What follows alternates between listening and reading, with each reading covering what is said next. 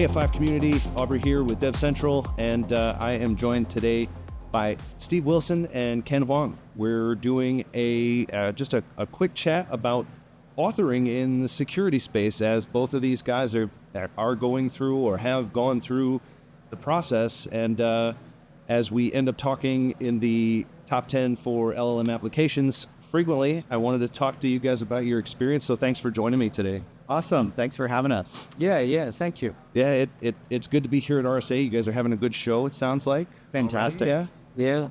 Okay. Not as, probably not as busy as we'll all be tomorrow at the AI Summit. But, hopefully it's going well. No, actually, just to kind of get into it quick, what do you guys, for the community members that don't know you, love to give a little background on what it is that you guys do, by chance. So, Steve? Sure. So I'm the Chief Product Officer at Exabeam, so we're a leader in the SIM space. And in particular, we use, for the last 10 years, have been using machine learning to analyze terabytes and petabytes worth of security data to find abnormal signals and help boost those, really sort of defining the user and entity behavior analytics space.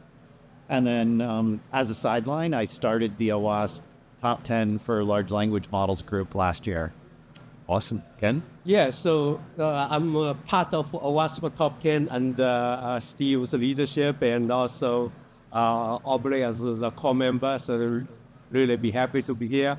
I'm also co-chair the AI control working group at Cloud Security Alliance. Okay.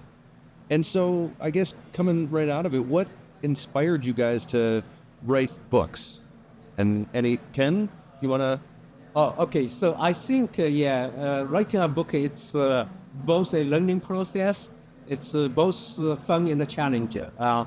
First, you have to get the idea, the book idea, like how many chapters, how to organize it, and go through the process. Like I think maybe Springer process is a little different from the O'Reilly. I will let Steve chime in about the O'Reilly process. But Springer, first, when you submit a proposal, you have to go through the peer review.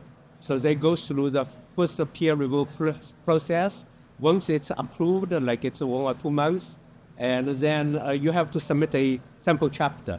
Or you can submit at the same time, but mostly like once a proposal approved, sample chapter, and then approve, then you can start, right? Or you can already start if you want.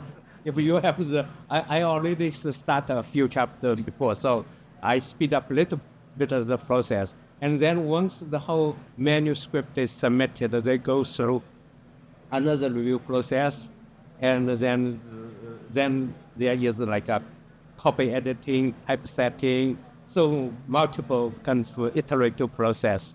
Eventually get a, but the whole process is fun, I would say. Sometimes it's challenging.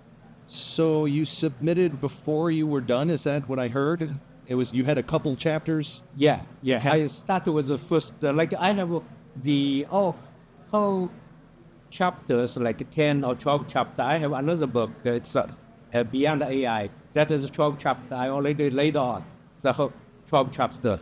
Like abstract, what should I be talking about before even I submit it, right?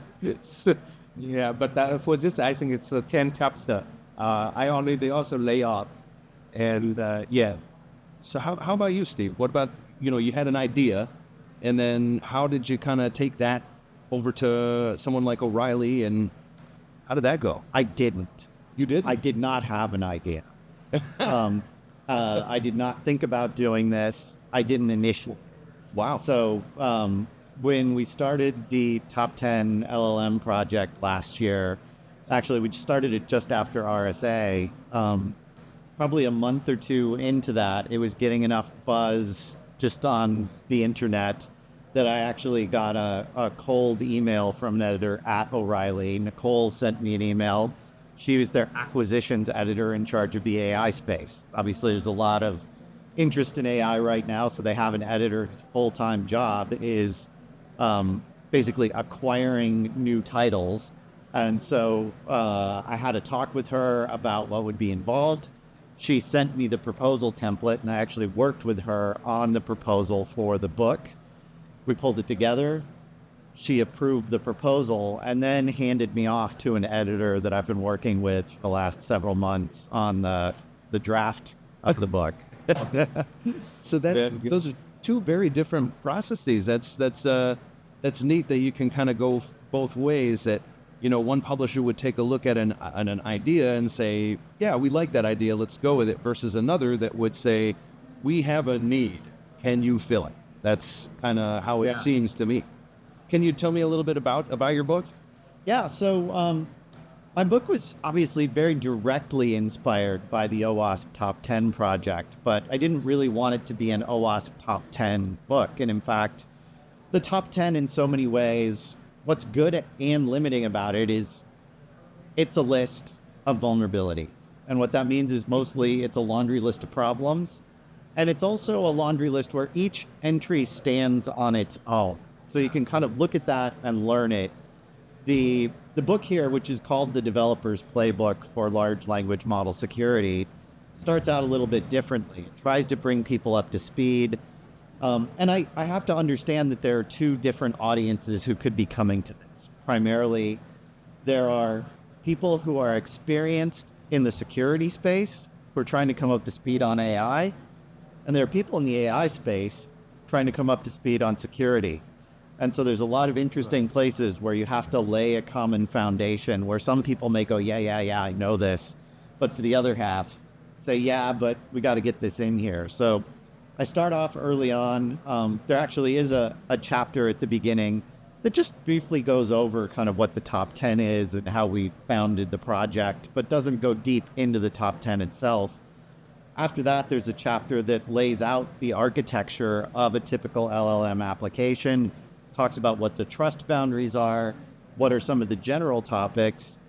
And then the whole middle section of the book are these different areas that look at some places to deep dive in. You know, what does prompt injection mean? What does it mean to have a zero trust architecture when we're talking about it in AI and not in networking?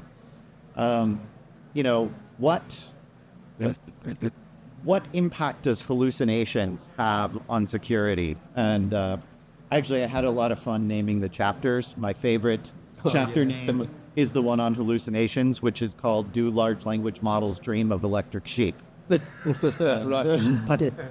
Yeah, I also like the way you sometimes start with story, and then you close up talking about story. So that's I try to make it very much not a textbook. There's a lot of some personal stories and some that are case studies of real world things that have happened in AI. And then when you get to the end is where it really very much diverges from the top 10, where we go into how do you build a secure development process to build AI applications, and what's a framework for operating that's kind of future proof. When we look at where this is going, how do you get yourself in a mindset and get your team geared up to deal with what's going to be coming as models get more powerful, as new technologies come into play. So that's kind of the setup of this one. Okay. And how about you, Ken? Yeah, so I think my book is quite complementary to Steve's book. Yeah, Steve's book is really, if you are a developer, you need that book. I'm more on the from CISO perspective, and also the touch upon the laboratory perspective as well. A little bit on the whole ML-SecOps perspective. So let's talk about DevSecOps, merge with ML-SecOps, and also talking about model security, data security. Also mention the LLM10. I have to mention it. And also mention some of the blog I posted in the Cloud Security Alliance on the RAG security, retrieval augmented generation, large action model, agent behavior. So it's people review it, think it's quite comprehensive. For at that stage, when we drop the manuscript, I think it's November last year. Of course, it's all changing, but I think we kind of trying to look at the forward also, right? Trying to say this book should be still relevant in 10 years. That's our goal. So we have multiple revision, a lot of revision. Eventually we say, okay, let's drop the pen. We should not continue because it's always change. Like auto GPT, all this, especially the agent, right? We talk about this, right?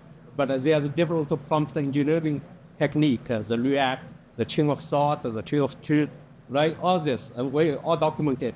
And we also say how to do it in our security operations.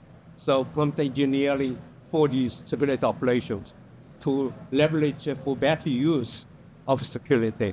And so also we're talking about the potential landscape in terms of application, in terms of security, because of generative AI.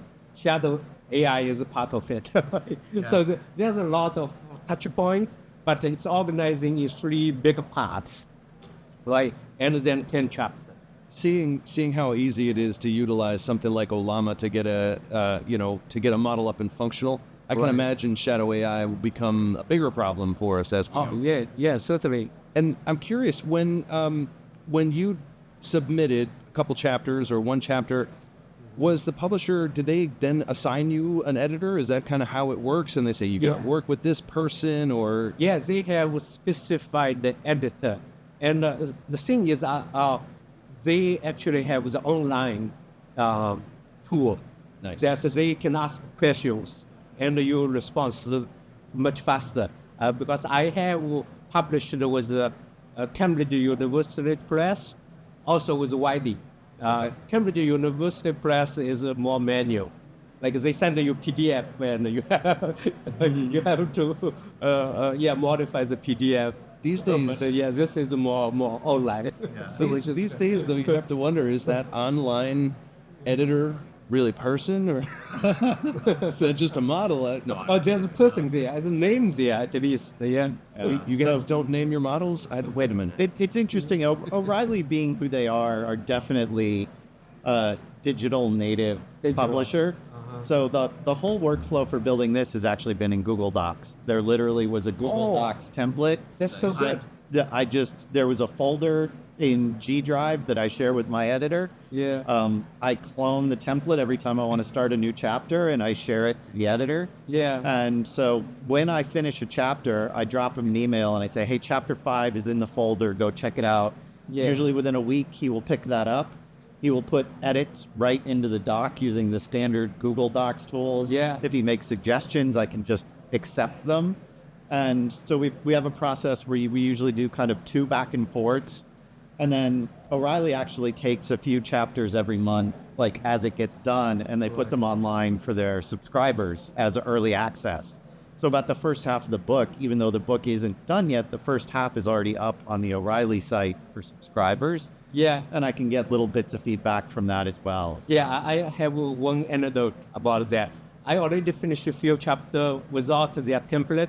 So once their template is coming, I don't want to manually apply the template.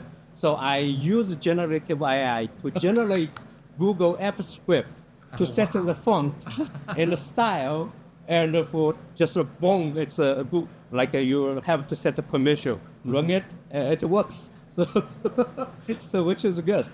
I think it's great that we can use generative AI for these things now. You know, it's like for me, I've had to do a couple of things that not writing books, but in writing trainings and things like that.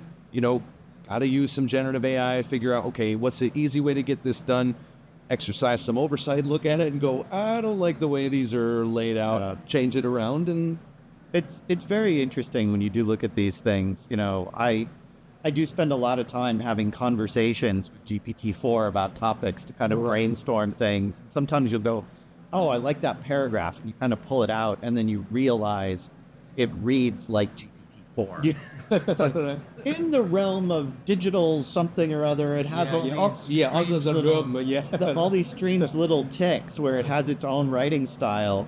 What's actually interesting is a really focused LLM like Grammarly will beat the tar out of that. And so you kind of paste that in, and then you let Grammarly loose on it, and it like takes it around and reformats the sentences, because it's much better at English than GPT. Which is just general. Yeah. Is that that's incredible. So then I guess, what do you guys have tips for people who are looking to get into writing a book? Like, let's say they have an idea. How do you get from idea to pen to paper? How do you find somebody that might want your idea? Yeah.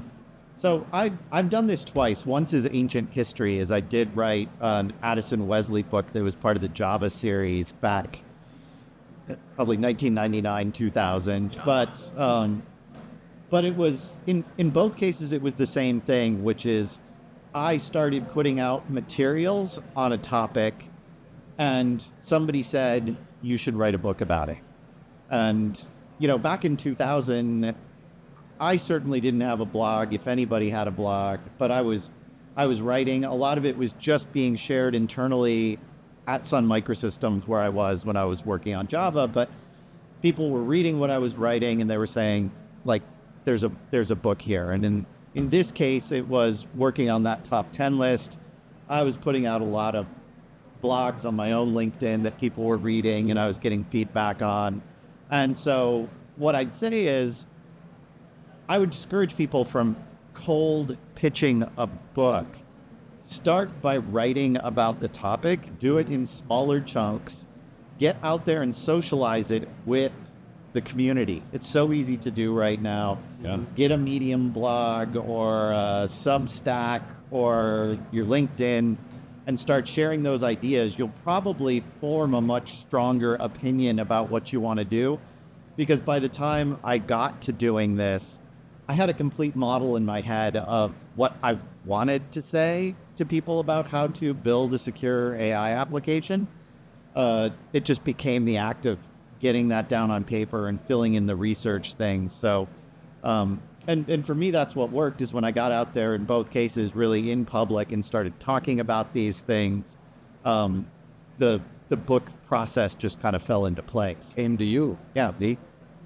Any tips, Ken? Yeah, I echo Steve's idea. I think certainly is valuable advice. One more I can add is like you need to force yourself to at least write something every day for the book, even it's a garbage. Just write something, right? And it could be like tomorrow you just slow down, but write something like what I do actually is the morning. My brain is a flash. So every morning I wake up, but before I go anywhere, I just write a few.